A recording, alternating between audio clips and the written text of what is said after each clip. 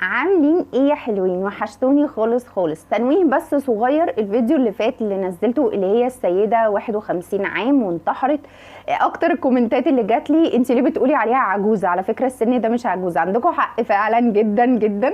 بس انا توضيح صغير قد كده، انا كان قصدي عجوزة مش ان هي يعني مش قصدي ان هي عجوزة بقى اللي هي حد خلاص هرم بقى بالسن، وحد اللي هو يعني لا، انا كل اللي قصدي ان هو الانسان كل ما بيكبر في العمر كل ما بيحتاج رعايه، اهتمام، معامله كويسه. ما بيبقاش، وبالذات الستات، ما بيبقاش بقى لينا نفس للمناهده والعراك والشد والزعيق، بيبقوا محتاجين اكتر هدوء، راحه بال، لحظات حلوه. ده اللي كان قصدي بيه، فانا اسفه لو الكلام وصل لكم بطريقه تانية.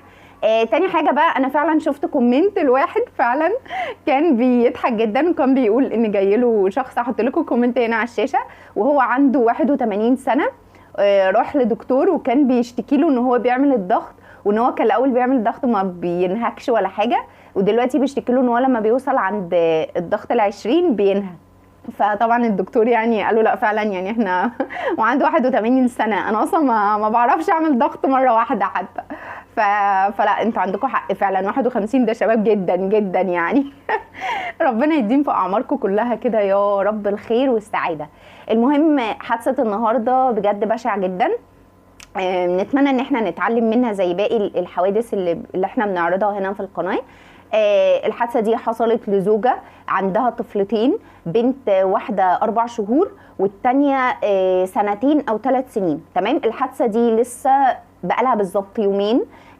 طبعا الناس اللي بتقولي هي دي مصادر موثقه، ايوه يا جدعان، الحوادث اللي انا بنشرها هنا على القناه دي مش حد بعتها لي وانا بقرا الحادثه، لا دي حادثه حصلت وبتبقى المصادر بتاعتها على اليوم السابع. تقدروا اي حادثه بعد ما بنزلها تقدروا تكتبوا في السيرش بتاع جوجل وهيطلع لكم الحادثه بكل تفاصيلها زي ما بحكيها لكم. فما تقلقوش، يعني الحوادث دي ربنا يبعدها عننا، ولكن زي ما قلنا احنا بنتعظ منها اكتر ما احنا بنتضايق يعني للي حصل. وطبعا ربنا يرحم كل موتانا.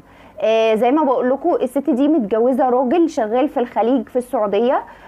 اللي حصل ان هي كانت بقالها 3 ايام ما بتظهرش خالص، فلما الجيران بدأوا ان هم يشوفوا في ايه، لقوا ان الست دي ميتة او متوفية بقالها 3 ايام، هي وبنتها اللي عندها 4 شهور. ودي طبعا ماتت بسبب ان هي طبعا مش عارفة تاكل 4 شهور. ولقوا ان بنتها التانية اللي عندها 2 أو 3 سنين لقوها مغمى عليها ومصابة بجفاف شديد، واتنقلت طبعا المستشفى وفي العناية. فالنهارده بنتكلم على ايه؟ على صلة الرحم. قد ايه صلة الرحم اللي ربنا وصانا عليها ممكن تكون سبب في نجاة شخص. نحاول نسأل عن بعض. صلة الرحم يا جماعة مش شرط ان هي ما بين اهلنا بس، صحابنا، ما بين جيراننا. النبي وصى على 7 جار. يعني اكيد في خلال ان الام كانت بتعاني او توفت في الفترة دي، يعني ربنا يشهد طبعا اكيد الاطفال دي شافوا ايه، بس اكيد كان في صوت عياط، في صوت صراخ، يعني اكيد جار سمع.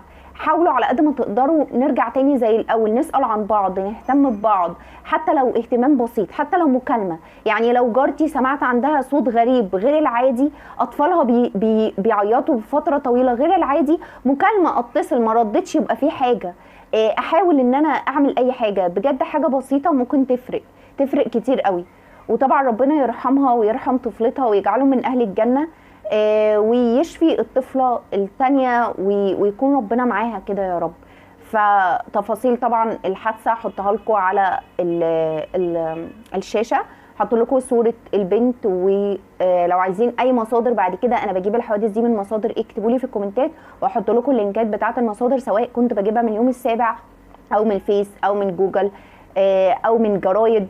فاكتبوا لي وانا برضو هنزل لكم، اشوفكم ان شاء الله في، للاسف، حادثه تانية، بس نتعلم منها وما تعلمش علينا. باي.